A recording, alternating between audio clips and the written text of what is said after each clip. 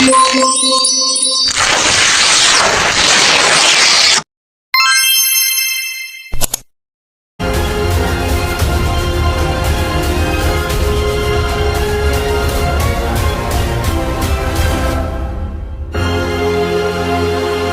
kita simak materi berikut.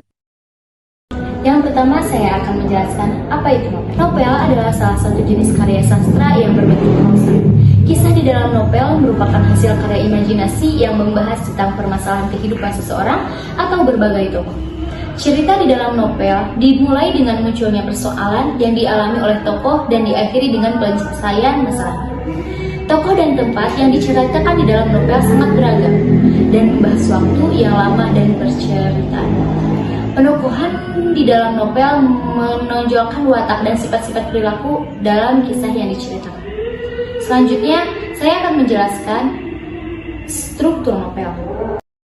Struktur novel. Struktur novel secara umum sama dengan struktur cerpen, yakni abstrak, orientasi, komplikasi, evaluasi, resolusi, dan kode. Di dalam tubuh novel terkandung beberapa genre mikro, yakni pernyataan umum, urutan sebab akibat, dan resolusi. Dan selanjutnya akan dibawakan oleh rekan saya, Fahmi. Sesuai dengan apa yang rekan saya sampaikan, di sini saya akan menjelaskan struktur-struktur novel. Yang pertama ada abstrak. Abstrak adalah ringkasan isi cerita yang terdapat di bagian awal novel. Abstrak berfungsi untuk menjelaskan permulaan cerita atau situasi yang dialami oleh tokoh utama. Yang kedua ada orientasi. Orientasi adalah bagian yang menjelaskan waktu, suasana, atau tokoh-tokoh yang ada di dalam novel. Di sini biasanya penulis mendeskripsikan keseharian atau aktivitas yang dijalani oleh tokoh utama. Yang ketiga ada komplikasi. Komplikasi adalah bagian dalam novel yang menandakan urutan sebab akibat terjadinya peristiwa. Komplikasi merupakan awal mula munculnya konflik dalam cerita. Yang keempat ada evaluasi. Evaluasi adalah klimaks atau puncak konflik pada novel. Pembaca biasanya merasakan ketegangan yang dialami para tokoh bagian ini. Yang kelima ada resolusi. Resolusi adalah solusi atau penyelesaian konflik. Resolusi juga bisa disebut sebagai ending karena penulis menceritakan bagaimana tokoh di dalam novel tersebut berakhir, yaitu koda, layaknya abstrak. Tak semua novel memiliki koda. Koda adalah penutup cerita yang memuat nilai-nilai moral. Selanjutnya di sini saya akan menyebutkan ciri-ciri novel. Ciri novel yang pertama menceritakan sebagian kehidupan yang luar biasa. Ciri novel yang kedua terjadinya konflik hingga menimbulkan perubahan nasib. Ciri novel yang ketiga terdapat beberapa alur cerita, terdapat beberapa insiden yang mempengaruhi jalannya cerita. Dan yang terakhir, perwatakan atau penokohan dilukiskan secara mendalam. Dan yang selanjutnya, unsur intrinsik novel dan ekstrinsik novel yang akan dijelaskan oleh rekan saya yaitu Agir. Unsur intrinsik. Unsur intrinsik adalah unsur yang penting yang tidak boleh dilewatkan dalam karya sastra. Komponen-komponennya terdiri dari tema, tokoh atau penokohan, alur cerita, latar, gaya bahasa, sudut pandang, dan amanat. Unsur intrinsik dan pengertiannya. 1. Tokoh, yaitu pelaku dalam cerita. 2.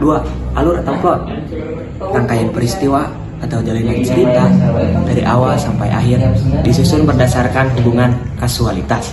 3. Latar atau setting, gambaran yang digunakan untuk menempatkan peristiwa di dalam suatu penceritaan fiksi, menyatakan tempat, waktu, dan suasana. 4. Amanat, yaitu pesan yang ingin disampaikan oleh penulis. Pesan merupakan sesuatu yang dapat memberikan tambahan pengetahuan, pendidikan, bermakna dalam hidup, memberikan penghiburan, kepuasan dalam kehidupan, batin, dan terhadap hidup. 5.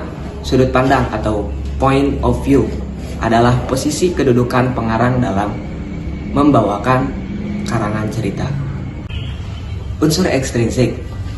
Unsur ekstrinsik merupakan unsur luar yang berada dalam sebuah cerita yang juga ikut membangun jalannya suatu cerita. Meskipun unsur ekstrinsik membangun suatu karya sastra, namun secara langsung mempengaruhi karya sastra tersebut.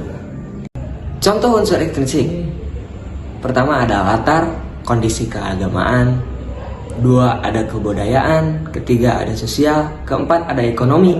Kelima ada nilai-nilai yang dianut oleh masyarakat. Selanjutnya kita akan membahas novel Ronggeng Dukuh Paruk. Ronggeng Dukuh Paruk adalah hasil karya penulis Indonesia asal Banyumas Ahmad Tohari yang pertama kali diterbitkan pada tahun 1982.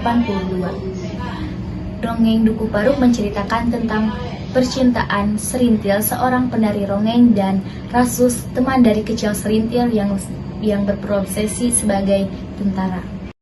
Struktur Ronggeng Dukuh Paruk yang pertama yaitu orientasi. Yang terdapat dalam orientasi yaitu perkenalan tokoh yang pertama kali dibuat dalam buku catatan buat Ma yang terdapat 4 bab. Bab pertama menceritakan kehidupan Serintil dan Rasus yang dari kecil harus ditinggalkan kedua orang tua mereka karena kejadian keracunan tempe bongkrek yang menimpa warga Dukuh Paruk. Dan yang kedua yaitu kematian Emak Rasus dan kehidupan kisah Cemenggala. Dan pada bab ketiga menceritakan tentang sayembara buka kelambu. Dan keempat semua penokohan diceritakan. Yang kedua timbulnya konflik. Konflik utama dalam Ronggeng Dukuh Paruk yaitu malapetaka, keracunan tempe bongkrek yang hampir membunuh sebagian warga Dukuh Paruk, dan kematian Ronggeng terakhir Dukuh Paruk dan penabuh gendang. Rasus sebagai pemain utama juga mengalami malapetaka tersebut. Kemudian timbulnya konflik yang lain ketika Serintil yang harus menjadi penari ronggeng baru dan mengakibatkan kehidupan Serintil sangat amat berubah. Ketiga adalah peningkatan konflik. Peningkatan konflik terjadi pada bab kedua dan ketiga, yang mana pada bab kedua dan ketiga itu Serintil harus menyelesaikan syarat-syarat terakhir sebagai penari ronggeng yang dinamai dengan syarat buka kelambu, yang dimana syarat itu yang akan mengakibatkan menggoyahkan hubungan Serintil dan Rasus. Yang keempat ada klimaks. Klimaks yaitu puncak permasalahan yang terjadi ketika Serintil telah menjadi Ronggeng Dukuh Paruk. Itu tandanya Serintil telah menjadi milik orang banyak dan Rasus sebagai seorang laki-laki yang menyukainya harus merelakan. Yang kelima ada pemecahan masalah atau penyelesaian. Penyelesaian bagian pertama novel RDP yaitu ketika Rasus pergi meninggalkan Dukuh Paruk. Merasa Dukuh Paruk bertindak semena-mena dan hanya menciptakan kesengsaraan baginya. Ada unsur intrinsik novel RDP. Satu tema, perjuangan masyarakat kelas bawah melawan penindasan dalam aspek-aspek kehidupan. Yang kedua ada alur. Alurnya yaitu campuran secara keseluruhan menggunakan alur maju. Namun beberapa paragraf diceritakan mengenai kejadian-kejadian di masa lalu seperti peristiwa yang menimpa Dukuh Paruk saat keracunan tempe bongkrek. Yang ketiga ada penokohan. Yang pertama tokoh Serintil sebagai tokoh utama yang dewasa, agresif dan juga penyayang.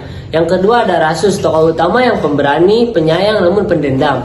Yang ketiga ada Warta, penghibur dan penuh perhatian. Yang keempat ada Sakarya, penyayang namun tega. Yang kelima ada Dursun, sangat bersahabat. Yang keenam ada Nenek Rasus, dia sangat linglung. Yang ketujuh ada Ki Kertareja, yaitu dia sangat egois. Dan yang kedelapan ada Nyi Kertareja, dia sama egois. Yang kedelapan ada Santayib, bertanggung jawab namun keras kepala. Yang ke-10 ada istri Santayib, berjiwa keibuan dan penuh perhatian. Yang ke-11 ada Sulam, sombong. Yang ke-12 ada Dower, gigih dan bekerja keras. Yang terakhir ada Sakum, dia hebat. Keempat, alur atau plot. Akibat tempe bongkreknya yang mengandung racun, lalu cerita kembali ke proses Serintil menjadi ronggeng, hingga akhirnya Rasus meninggalkan Dukuh Paruk karena kecewa setelah Serintil menjadi ronggeng. Lalu penurunan konflik terjadi ketika indang ronggeng telah menghilang dan Serintil memutuskan untuk berhenti meronggeng dan ingin membangun rumah tangga. Namun cerita ini dibuat dengan akhir cerita yang menggantung karena Serintil gila akibat dikecewakan oleh Bajus dan ternyata tidak menikahinya. 5. Latar atau setting. Latar tempat pada novel Dukuh Paruk ada di pemukiman Dukuh Paruk. Latar waktu yang terdapat pada novel Dukuh Paruk adalah malam hari, hampir jam 12 malam dan tahun 1946. Latar suasana pada Ronggeng Dukuh Paruk adalah sunyi dan sepi.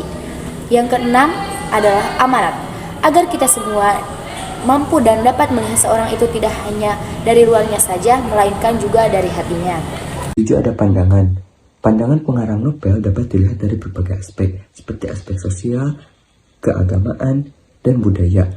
Pandangan pengarang dalam novel Ronggeng Dukuh, sosok Ronggeng adalah kebanggaan tersendiri bagi masyarakat di Dukuh Paruk, sehingga segala sesuatu yang berhubungan dengan kemanusiaan lebih diutamakan untuk Ronggeng. Dilihat dari aspek sosial adalah lingkungan sosial masyarakat yang lebih cenderung ke arah Ronggeng. Unsur sosial ini kemungkinan besar mengangkat tentang kenyataan hidup yang pernah terekam di benak si pengarang, yakni pengkhianatan PKI. Pandangan pengarang juga nampak dari banyaknya orang yang menyuarakan tentang demokrasi dan hak asasi manusia. Hal ini nampak dari sosok Serintil, Rasus, dan lain-lain yang banyak tentang pentingnya kesadaran terhadap masalah kemanusiaan. Sedangkan pengarang dalam novel Ronggeng Dukuh Paruk dilihat dari aspek keagamaan lebih cenderung tidak diperlihatkan karena warga Dukuh Paruk lebih mempercayai adanya nenek moyang dan hal-hal animisme. 8 ada gaya bahasa, smile atau perbandingan. Seperti tetapi Serintil tenang seperti awan putih di musim kemarau yang terus bergerak. 9 ada tema. Novel ini mengangkat tema perjuangan.